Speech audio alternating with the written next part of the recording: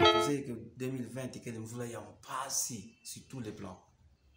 Quelqu'un voulait en passer sur le plan social.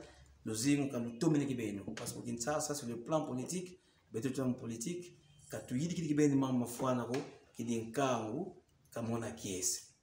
Donc nous avons tomber beba dia pouvoir d'achat tomber beba, maman comme tomber ko kangu tamon en passer, manyongo.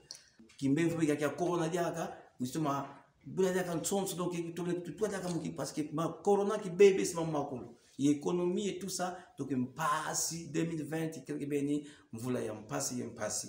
Et sur le plan politique, un moustache président, comme les a 2 ans que ça dit qu'il y a un béto, membre comme Tomeno.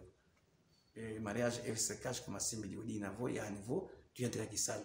Il y a un processus qui ça pour recomposer la donne politique. Donc, maintenant, Marcoulou, tu as 100 000 voix. En 2021, ma dès le début, qui dit toi ça, qui ça, nous t'as président qui sale mes bandes.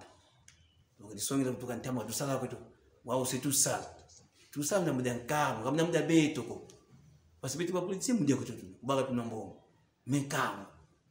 Donc, ça veut dire que nous banda, vous mettez mon sonné qui s'en tape, nous gagnons, parce que nous disons que tu vas. Qui sale mes bandes, nous avons un calme. Donc, nous avons dit que calme, nous avons confiance. Au moment où nous avons dit que 2021, mambo masimba qui denkango wa mona kiese.